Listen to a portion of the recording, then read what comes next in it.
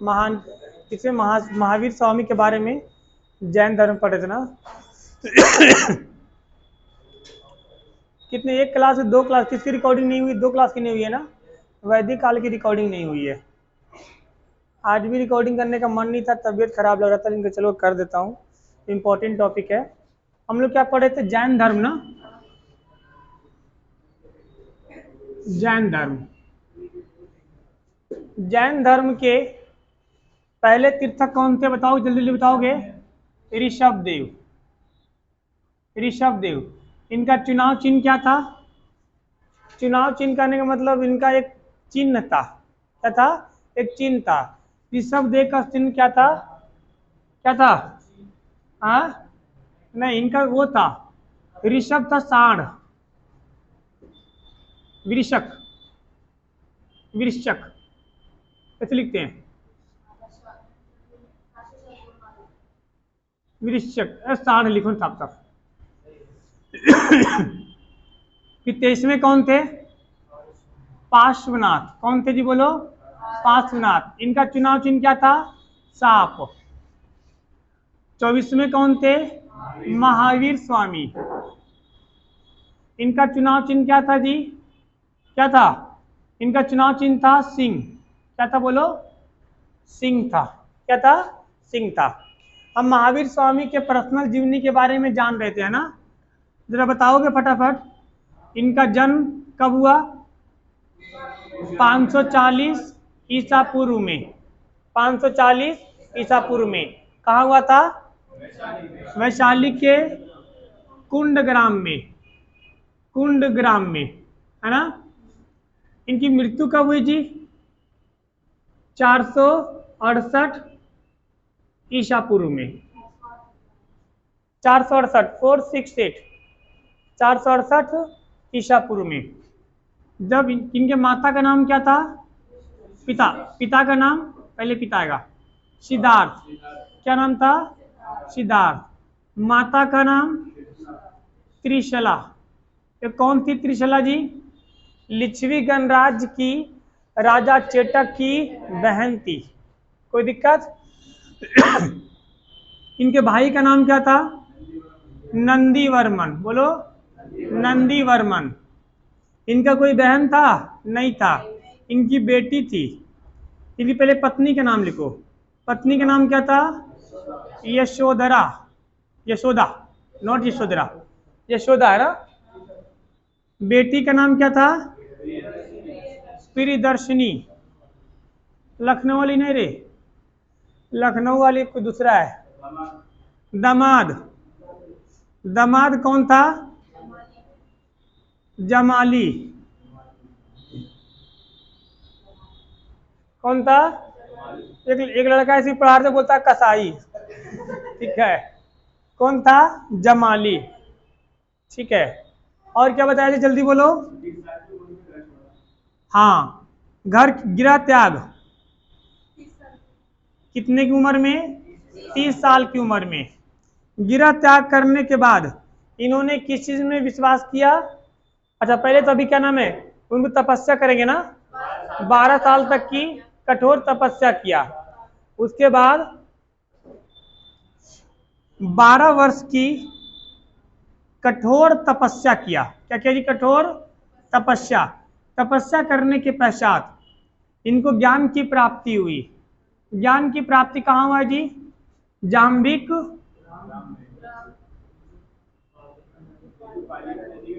जाम्बिक ग्राम, है ना।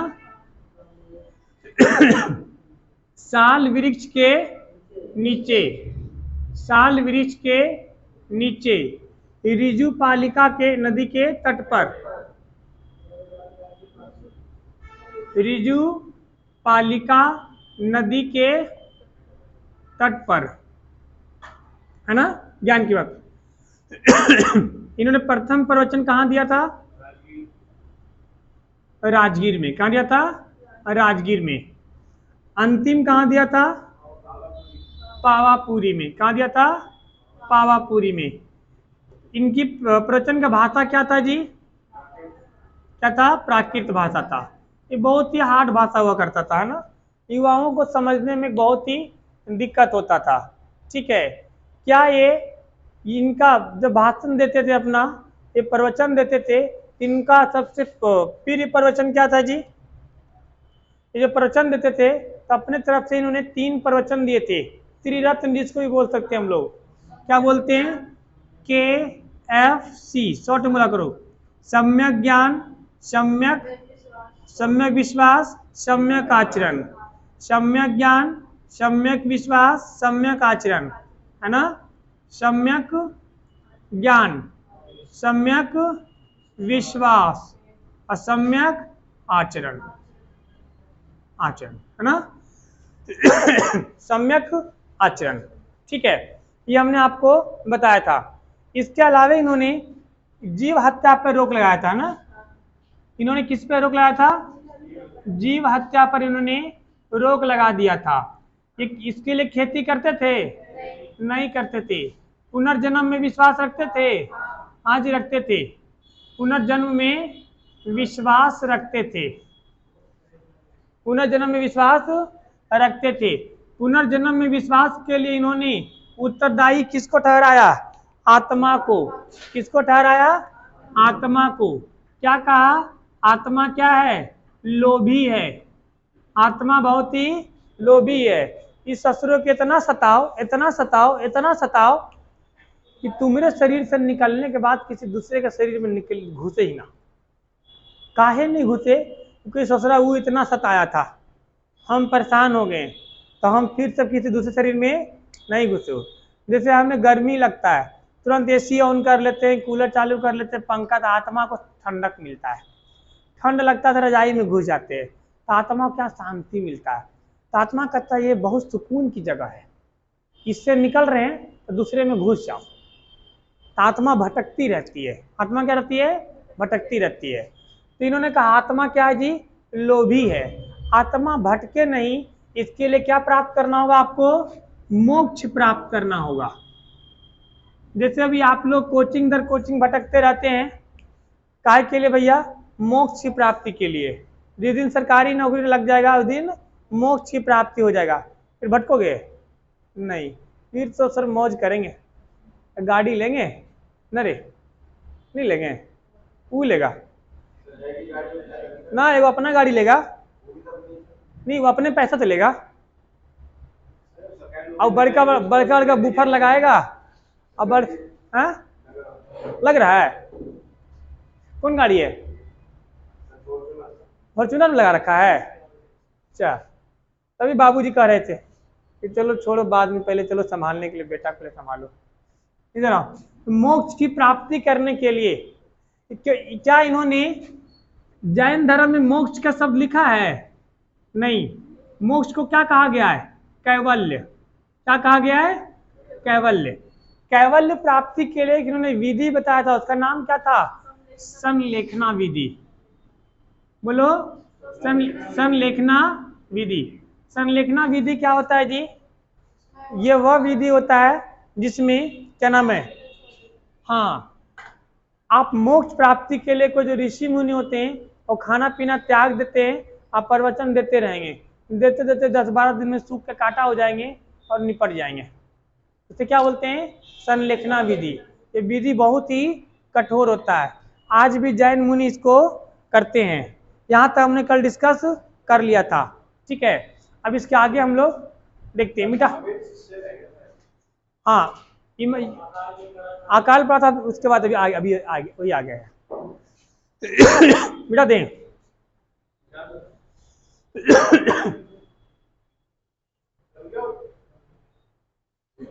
लो, अब इतना मिट गया, छोड़ो, कल लिखा दिए थे ना चिरे। अब वीडियो बन रही, वीडियो देख लेना, सबसे सिंपल। आइए, अब जब इसके बाद क्या हुआ, जब महावीर स्वामी की मृत्यु हो गई, इनके 2 पीर शिष्य थे। क्या थे जी? पीर शिष्य थे। पीर शिष्य का नाम क्या था? इनके शिष्य का नाम क्या था? 2 थे। एक का नाम था भद्रबाहु, दूसरा का नाम क्या था? स्थूल बाहु। ठीक है, क्या नाम था? स्थूल बाहु। स्थूल बाहु। अब दोनों में विवाद हो गया क्योंकि ये लोग कहाँ रहते थे, बिहार के मगध में रहते थे, ठीक है। अब मगध में रहते थे, ये एरिया में रहते थे। अब यहाँ से जब बहुत भयंकर अकाल पड़ा तो इसमें से जो भद्रबाहु के नेतृत्व में एक सेना लेकर के, एक अपना टीम लेकर के कहाँ चले गए, दक्षिण भारत में कहाँ गए, कर्नाटक आ गए। कहाँ गए बोलो, कर्नाटक में भी कहाँ है, श्रवणबेल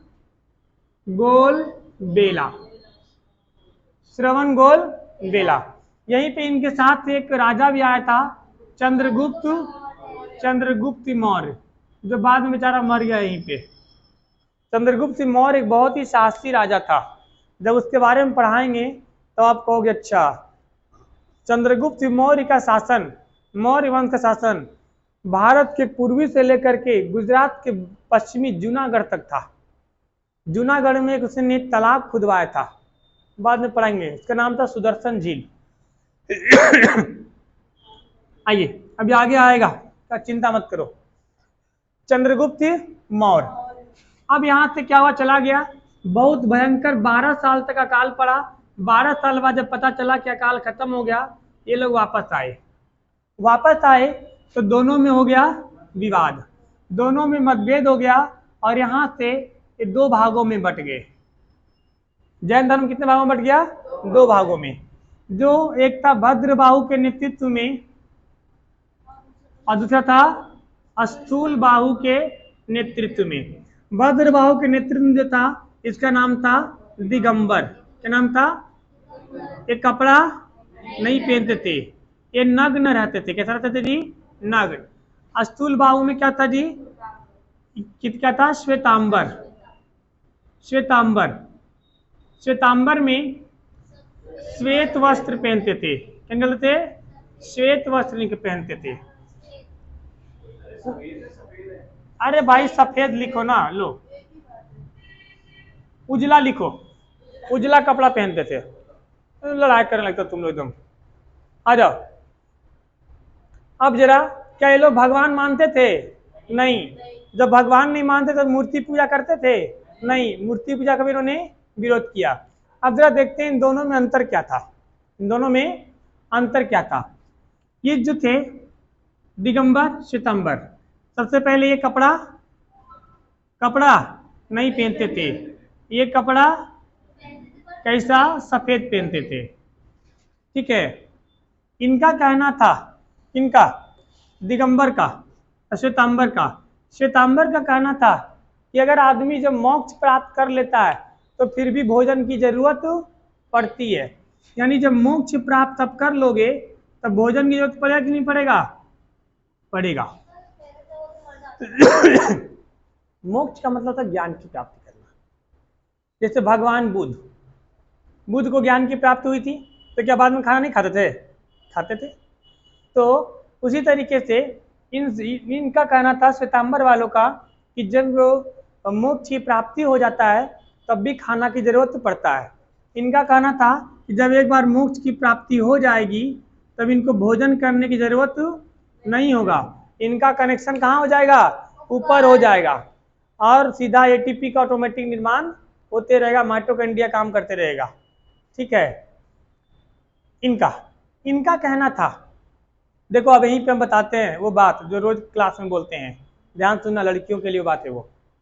इनका कहना था, श्वेतांबर का कहना था कि महिला को भी मोक्ष मिल सकता है। क्या कहना था जी, महिला को भी मोक्ष मिल सकता है। इसमें उन्होंने एग्जाम्पल दिया था इनका, क्या नाम है, मल्लीनाथ का एग्जाम्पल दिया था। मल्लीनाथ 19वें तीर्थंकर थे। कौन था, याद नहीं करना है आपको। मल्लीनाथ कौन से तीर्थंकर थे, 19वें। ये महिला थी, क्या थी, इनका कहना था श्वेतांबर का कि महिलाओं को भी मोक्ष की प्राप्ति हो सकती है। इनका कहना था भद्रबाहु वाले का कि महिला को मोक्ष नहीं मिलेगा, महिला को मोक्ष अब यही हो गया इनका डूबने का कारण। महिला कहती है ससुरा, इन सब पुरुष को मोक्ष मिल जाएगा तो सब पुरुष दोबारा आएगा नहीं, तो हम खाली महिला बचेंगे, रहेंगे कैसे? दिमाग किसका चाटेंगे? ठीक है, अपने में दिमाग चाटेंगे। महिलाओं में हो गया घोर अपराध, मतलब वो हो गया, संतोष फैल गया। तब इन्होंने एक दूसरा रास्ता बताया, कहा देखो महिलाओं को डायरेक्ट मोक्ष नहीं मिलेगा, अगर महिला इस जन्म में बहुत अच्छा काम करती है, कैसा काम? बहुत अच्छा काम करती है, तो अगला जन्म पुरुष का होगा। हम क्लास में कहते हैं ना जी कि जब महिलाएं 100 जन्म में अच्छा कर्म करेगी तो उसको पुरुष का 1 जन्म मिलता है। ये मानती नहीं लड़कियां जी। पुरुष का मतलब ये इतने पुरुष बैठे हैं सारे, मतलब इसने पिछले 100 जन्म में अच्छा कर्म किए होंगे। अगर खराब जन्म कर्म करेगा इस बार तो अगला फिर महिला हो जाओगे। हाँ, कितने अच्छे लोग हैं, मान लिया महिला अच्छी नहीं थी, वो भुगत थे पिछले जन्म से आ रही है।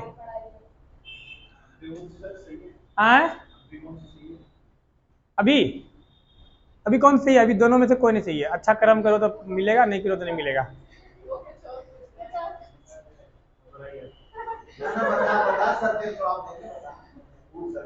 इधर छोड़ो, यानी महिला को उसको मजा आ रहा है, बेवड़ा को।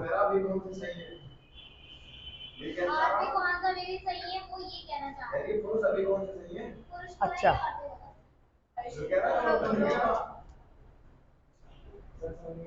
चलो आ जाओ। महिला, अगर महिला को मोक्ष मिल सकता है इसमें? नहीं, महिला भड़क गई। ठीक है, दूसरी चीज देखो, इनके बहुत सारे रीजन थे इनके डूबने का। पहला रीजन था कि ये लोग नग्न रहते थे ससुरे।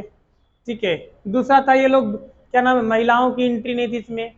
तीसरा था महिला को मोक्ष मिलेगा ही नहीं। चौथा था कि इसमें प्राकृत भाषा बहुत इसकी हार्ड था। पांचवा इसका था कि ब्रह्मचर्य रहना है, ब्रह्मचर्य रहना है। जंगल झाड़ में जाएगा तो वो महिला मिल जाएगी तो ब्रह्मचर्य जाएगा बाद में, चल पहले उधर जंगल की तरफ। ठीक है, तो ये इसका क्या था, थोड़ी सी विवाद था इन दोनों में। तो इन दोनों में बढ़िया कौन था जी? श्वेतांबर वाले। श्वेतांबर वाले आज भी दिखते हैं आप लोग को, है ना? दिगंबर भी दिखते हैं, ये दिखते हैं, नागा बाबा दिखते हैं ना वो। हाँ, वो वही होते हैं, वो जैन मुनि ही होते हैं। आप लोग क्या नाम है उसमें देखो, कुंभ का मेला लगता है तब देखो, उस सब बिल से निकल के आएंगे। ठीक है, अब पूरा एक लेकर सब राख वाख रगड़ लेते हैं, बानी वानी अपना। हाँ, अब झोटा उटा, और उनका बाल ऐसे देखोगे ना, ऐसे लगता है जैसे ना बरगद के पेड़ से उनका वो निकला है, जटा निकला एकदम। ठीक है, अब पूरा ऐसे लपेटे रहेंगे। ठीक है ये चीजें, यहाँ तक कोई दिक्कत नहीं। नहीं, महावीर स्वामी कपड़ा पहनते थे, उनके बाद डिवाइड हुआ था। आपके मान लो आपका बेटा आपका घर को 2 भागों में बांट दे, एक का दरवाजा उधर खोल दे, एक का इधर खोल दे, तो ये पिताजी का दरवाजा किधर था? तो पिताजी घर बांटे ही नहीं थे, वो छत पर से उतरते थे। ठीक है, यहाँ तक कोई दिक्कत? नोट कर लो, इसको मिटा देता हूँ। इसके अलावा इसका डूबने का एक मेन रीजन था कि जैन वाले जो थे ना, वो देखो जब भी कोई आप धर्म मानते हो तो उसकी क्या होती है, मीटिंग बुलाई जाती है। जैसे भी देखते हो हर साल सम्मेलन होता है, क्या होता है, सम्मेलन होता है ना जी, तो मीटिंग बुलाई जाती है। इस ससुर ने एक बार मीटिंग नहीं बुलाया, मात्र 2 बार मीटिंग हुआ। काहे रे इतना फोटो लेने में होगा, वीडियो देख लेना। चलो, दोबारा कौन कष्ट करेगा सर, बहुत मुश्किल से एक बार पढ़ रहे हैं ना। आइए, क्या नाम है, जैन संगति हुई थी। संगति का मतलब समझते हो, बैठक, मीटिंग।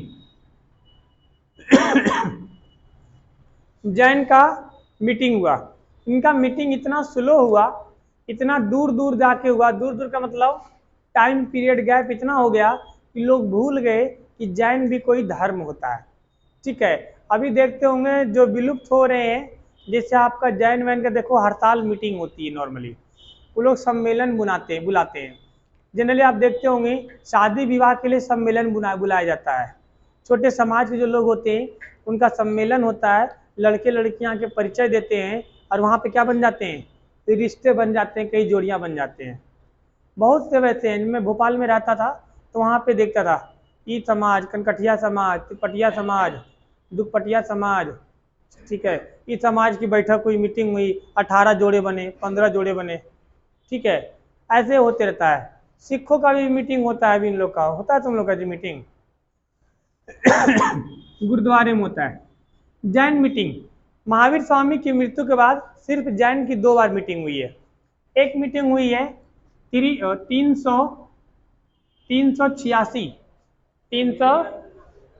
BC में। हाँ जी, पहला मीटिंग हुआ था 300 ईसा पूर्व में। 300 ईसा पूर्व में, जब 300 ईसा पूर्व में हुआ था, ये कहाँ हुआ था, पटना में हुआ था। तो पहले पटना था, नहीं जी,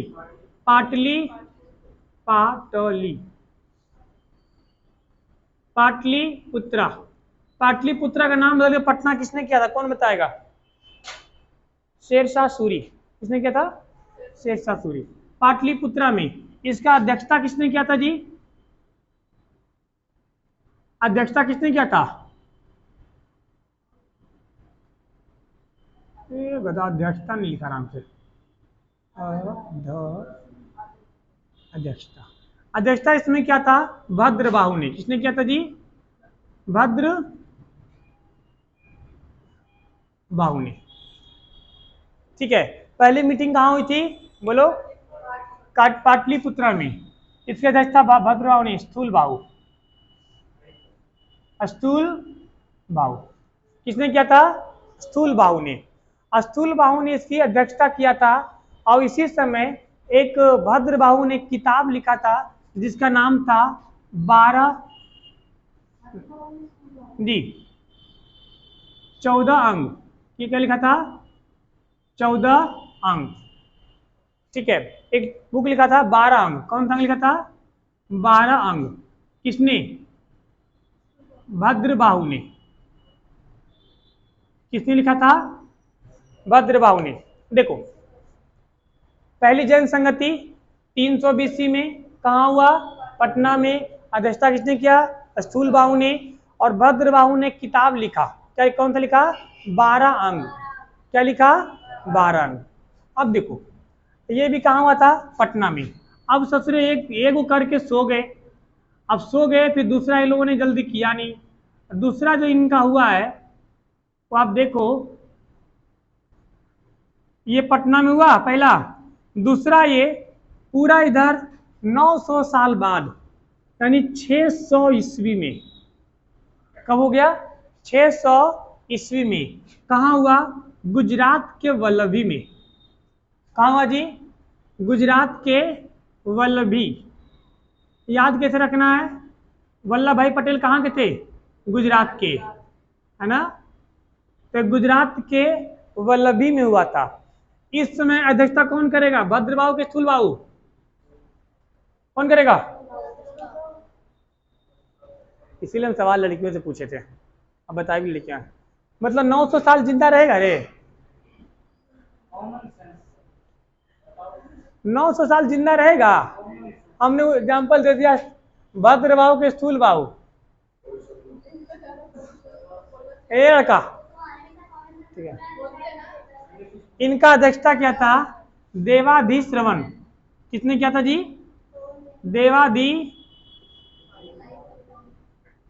देवाधिश्रवण। किसने किया था? देवाधिश्रवण ने।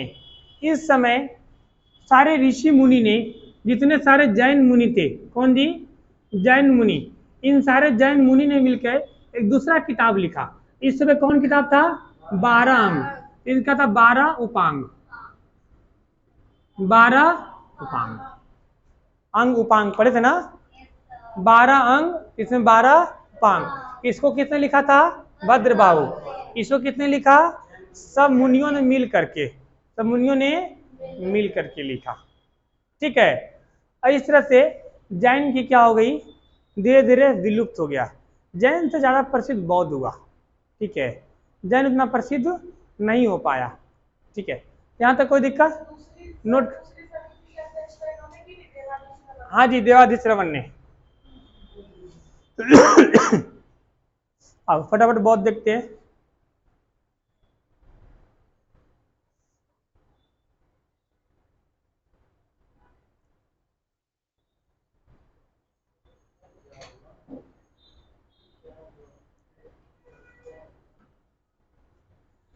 मिटा दूं जैन धर्म की दिक्कत? बोलो, तुम क्या बोल रही है?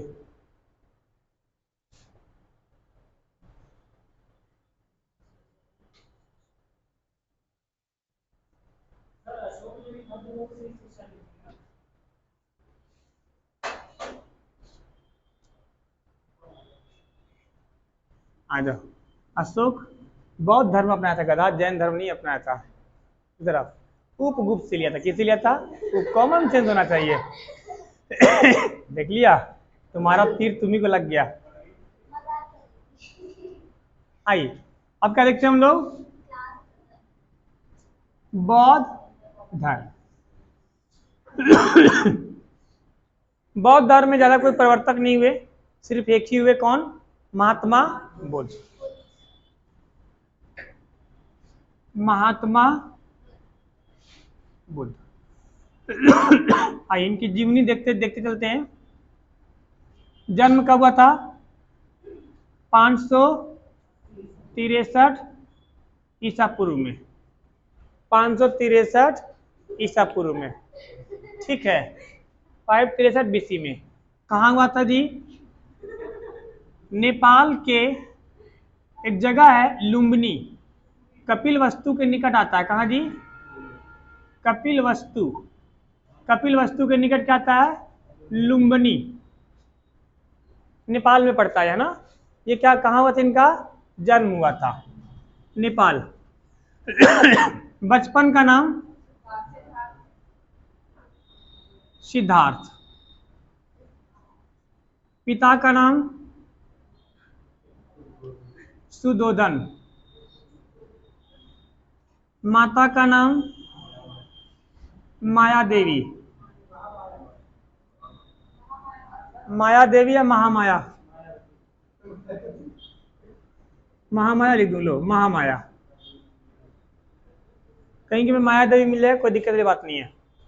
अब देखो, इनका जब जन्म होने वाला था, इनका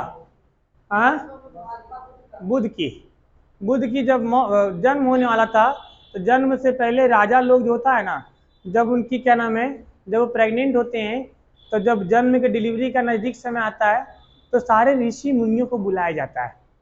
सारा ऋषि मुनि को बुलाया जाता है। तो सारा ऋषि मुनि आया और सबने अपना अपना पत्रा देखा। पत्रा देखा तो देखा था कि तो सत्रह का है, इसके में तो कुछ दिख ही नहीं रहा है, ये तो सन्यासी बनेगा। क्या बनेगा? सन्यासी बनेगा। तो जो छोटकन मुनि था ना, पंडित, वो डर से बोलवे नहीं किया कि सन्यासी बनेगा। तो नहीं, आपका बेटा राजा बनेगा, यशस्वी बनेगा, तेजस्वी बनेगा, महा एकदम पराक्रमी बनेगा। राजा खुश, सबको हीरा मोती दान दे दो, मतलब लेके भाग ले चुपचाप, अब दिखियो मत। अब उन सबको लगा कि इसको राजा को पता नहीं चलेगा। जैसे ही जन्म होता है, जन्म होते ही एक मुनि आते हैं, उनका तपस्या भंग होता है और एक मुनि आते हैं राजा के दरबार में। उस समय जश्न मनाया जा रहा था और राजा दरबार में आते हैं तो उनको पता, उनका तो नाम बहुत अच्छा नाम है, मैं भूल रहा हूँ। तो कहता है द्वारपाल उनको न्यूज लेके आता है राजा को कि राजा गेट पर वो मुनि खड़े हैं। तो राजा कहता है वो मुनि, वो महर्षि मेरे द्वार पे आए हैं, अंदर लाओ उनको। बहुत बड़े मुनि थे। तो उनको मुनि को जो अंदर लाता है तो वो कुछ नहीं, वो सिद्धार्थ को देखने आए थे। वो देखने आए तो उन्होंने सुदोधन ने कहा कि सिद्धार्थ को दिखाया जाए। तो लाके देता है तो गोद में लेते हैं और ऐसे करते हैं, कहते हैं जिसका इंतजार था राजन वो आ गया। तो कहते हैं सुधोधन कि हम समझे नहीं। तो बोला आप नहीं समझोगे, जिसका इंतजार था वो आ गया। तो वो बोलता है सुधोधन कि हाँ वो तो आ ही गया, हमारा साम्राज्य चलाएगा, पराक्रमी बनेगा, यशस्वी बनेगा। तो मुनि ऐसे देखते हैं उसका मुंह, कहते हैं राजन तोरा कौन बोल दल करे, ये कोई राजा वाजा नहीं बनेगा, ये सन्यासी बनेगा। राजा दे ढोल बंद कर, नगाड़ा बंद कर, ए बाजा जा। ही झोटा कोई बोल रहा है, वो साधु बोलने दे इसको पहले। उसका बेचारे का दिमाग के फ्यूजी उड़ जाता है। किसका? राजा का, रानी का, सब का। अब इतना बड़ा मुनि, यशस्वी मुनि बोल रहा है इस बात को। बोला राजन जिसने भी भविष्यवाणी किया है, तो बोला 1 नहीं 50 ने किया है। बोला 50 झूठ बोला है, वो तुम्हारे धन के लालच में या तुम्हारे भय के डर से झूठ बोला है। न तो मुझे तुम्हारे धन की लालच है, न तो तुम्हें तुम्हारे भय का डर है। और ये लड़का सन्यासी बनेगा। क्या बनेगा? सन्यासी बनेगा। तो राजा बोले गोदी से पहले ले, बुतरू ले, पहले बच्चा पहले वापस ले। वो बच्चा ले गया। बोले बता दो बाबा जाइए यहाँ से, जाइए जाइए जाइए जाइए। तो बोलते हुए चले जाता है कि देखना राजन एक दिन तुम कहोगे हमारी भविष्यवाणी सत्य हुई। लड़का जैसे जैसे बड़ा होता है सिद्धार्थ, ठीक है, वैसे वैसे इनके दिमाग में ससुरे का ना कुछ न कुछ चलता है, ठीक है। राजा कहता है ये काम करो। इतने बड़े मुनि एक सभा बुलाता है। इतने बड़े मुनि, इसका जो क्या नाम है, इसकी एक भाई रहता है, भाई का नाम भूल गया। उसकी बीवी का नाम रहता है मंगला, और उसका बेटा का नाम रहता है देवदत्त। क्या नाम रहता है? देवदत्त। देवदत्त सिद्धार्थ से क्या रहता है? चचेरा भाई रहता है। वो मंगला भी सुनती है, सब सुनता है। तो और एक नंबर का नागिन रहती है। नागिन मतलब समझते हो? आग लगाने वाली, जहां पे काम भड़काया जाए एकदम। वो टीका भी वैसे करेगी, एकदम पूरा रहती भी ऐसे सज धज के करके तो निकल जाएगी, ठीक है। अब वो कहती है अच्छा इसका बेटा। सबसे ज्यादा खुशी उन्हीं दोनों को था। काहे? देवदत्त जो था वो सिद्धार्थ से बड़ा था, और सिद्धार्थ क्या था? छोटा था। तो राजा का बेटा ही राजा बनेगा, तो देवदत्त तो कुछ मिलने वाला था नहीं। अब जब सुनी कि सन्यासी बनेगा तो खुश हो गई कि हमारा बेटा क्या बनेगा? राजा बनेगा। अब राजा ने इमरजेंसी मीटिंग बुलाया। सुधोधन ने कहा ये इतने बड़े मुनि बोले हैं तो झूठ तो नहीं बोल सकते। इस साला चुट्टन 10 कौड़ी के पंडित 10वां पास, पता नहीं 10वां पास भी था कि फेल था। इस सबको बुलाओ जरा, सबको ढूंढा, कोई मिला ही नहीं, ठीक है। बोला कि काम करो, इससे ना मुनि का बात को क्या करना? फेल करना है। एक काम करो, एक रंग महल तैयार करो। नो रंग महल आज के समय में क्या बोलते हैं इसको? बार। क्या बोला जाता है? आप समझ गए? रंग महल तैयार करो। और रंग महल तैयार करने से पहले देखता है घर में लोग कहता है बेटा बिगड़ रहा है तो क्या कर दो? बियाह कर दो। क्या कर दो? बियाह कर दो। हमारे यहाँ कहा जाता है कि अगर बेटी बिगड़ रही है तो नर्स बना दो, और लड़का बिगड़ रहा है तो बियाह कर दो, ठीक है। अब इसने कहा कि लड़का को इनको तो बिगाड़ना ही था। इनको क्या करना था? क्योंकि अगर ये लड़का को सपोज कर लो कि अगर उस माहौल में नहीं रखा जाएगा तो बाहर का माहौल देख लेगा, इसको भोग विलास में रखा जाए, ठीक है। उसके लिए उन्होंने क्या किया, जब सिद्धार्थ 16 वर्ष का था, 16-17 साल का था, उसी समय इसका विवाह कर दिया। विवाह किया। इसकी पत्नी के नाम क्या था? यशोधरा। एकदम मस्त 16 साल की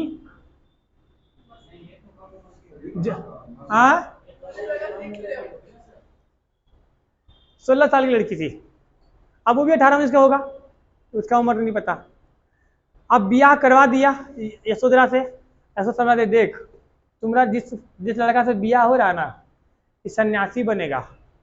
तुम्हें अपनी सुंदरता से, खूबसूरती से, प्रेम से एकदम मोहित करके, क्या नाम उसको क्या बोलते हैं, तो मन मोहित करके रखना है कि तुम्हारे अलावे तुम्हारे में उलझे रहे, कहीं सुलझे ही नहीं।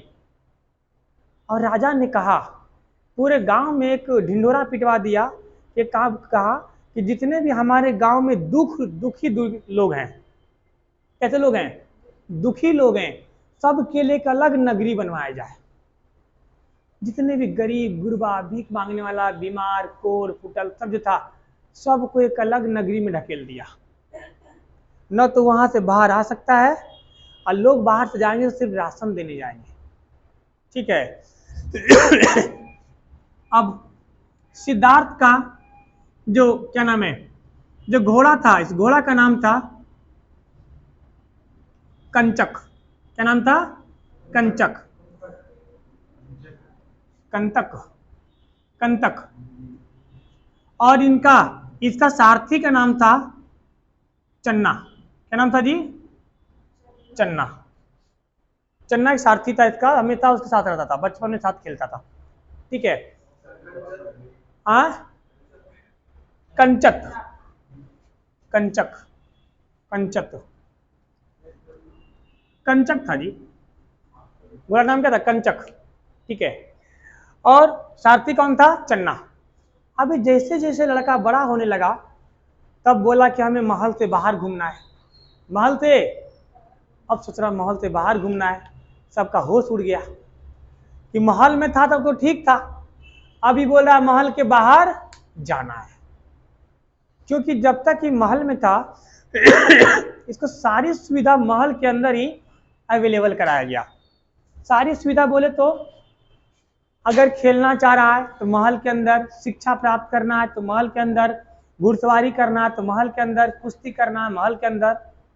बाहर की दुनिया पता ही नहीं था, तो बचपन में इसको पता ही नहीं चला। थोड़ा बड़ा हुआ तो ब्याह कर दिया गया, इसके लिए रंग महल बनाया गया, लेकिन रंग महल जाता ही नहीं था।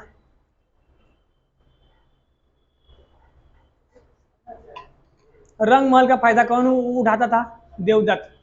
चन्ना नहीं जाता था, देवदत्त। वो ससुरा टून होकर रात में आता था, ऐसे कर देते, राजा साहब की नमस्कार, चाचा जी की नमस्कार, ताऊ जी की नमस्कार। फिर उसका ताऊ ही थे वो। ठीक है। अब ये ससुरा का बोला सिद्धार्थ कि हमें कहाँ जाना है? महल के बाहर जाना है। सबके होश उड़ गए। मुख्यमंत्री बोल रहा है नोएडा का भ्रमण करेंगे, तो नोएडा के अधिकारी, नोएडा के पुलिस वाले, सबका क्या हो जाएगा? होश उड़ जाएगा।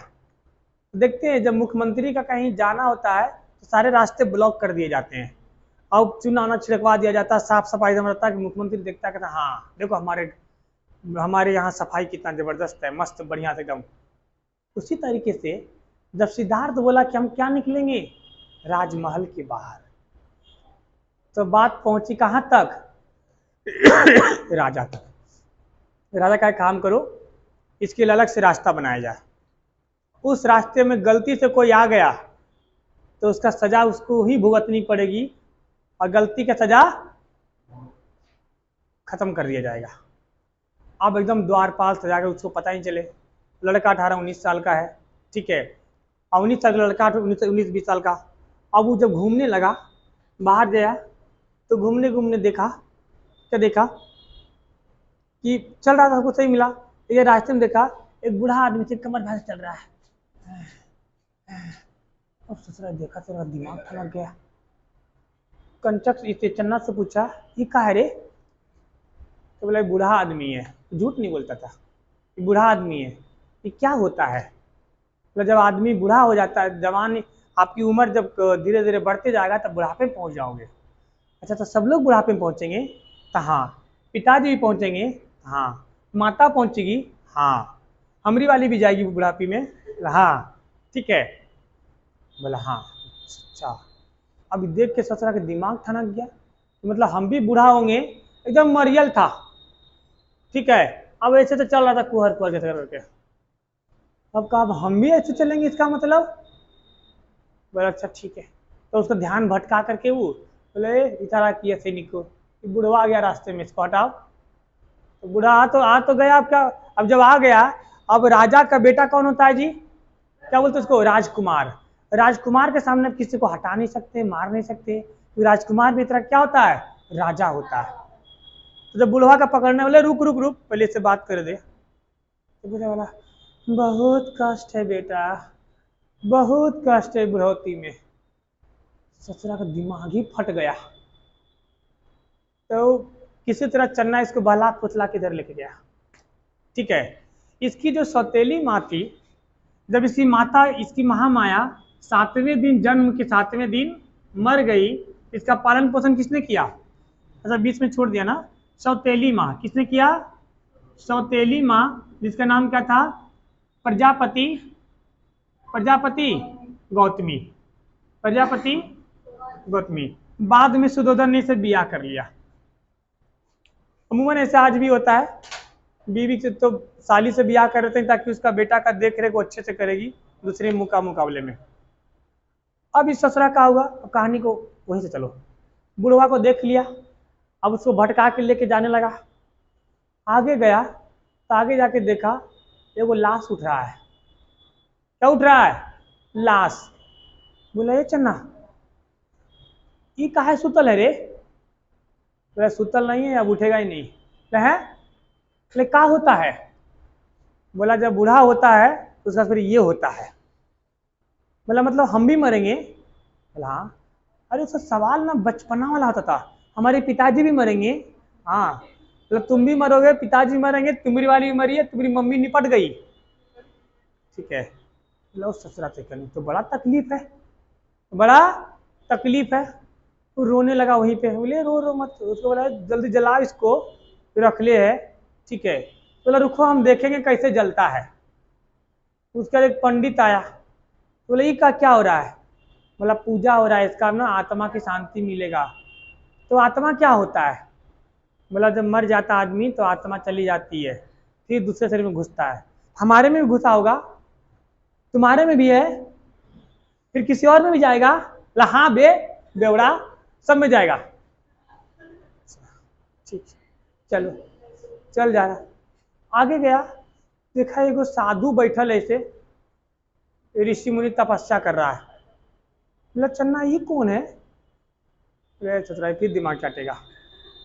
ठीक है, सैनिकों ने बोला, तू आगे कर क्या रहा था रे? बुढ़वा बैठ कैसे गया यहाँ पे?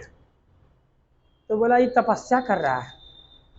लोग क्या होता है, बल लोग इसी जन्म मरण की मुक्ति पाने के लिए भगवान की खोज में करते हैं। तो कौन सा भगवान? जो अभी आदमी गया है उसके पास, तो मरा ना, तो पूछा था कहाँ गया? तो बोला, ये भगवान के पास चला गया। तो बोला, ये जो बूढ़ा है उसी भगवान को ढूंढ रहा है जिसके पास पहले का भी गया था। बोला, हाँ, उसी को ढूंढ रहा है। अभी तक मिला नहीं? नहीं। कब मिलेगा? तो जब मिला तुम्हें बता देंगे, चल नालायक यहाँ पे। ठीक है, उसका आ गया तो मन में विचित्र विचित्र सवाल उत्पन्न होने लगे। अंदर जब घर में आया तब उसको पता चला कि उसकी माँ पिताजी नहीं है। ठीक है, माँ पिताजी नहीं है तो मन में सवाल था, ये क्या नाम है, अपनी यशोधरा से बोला कि आज हमने ऐसा ऐसा चीज देखा है।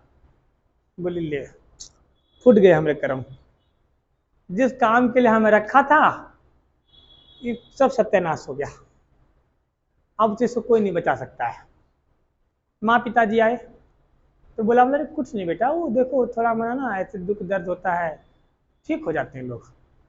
उसको समझा बुझा दिया, लेकिन कहीं ना कहीं उसके दिमाग में चीजें खटक रही थी। नहीं, एक गलत हो सकता है, दो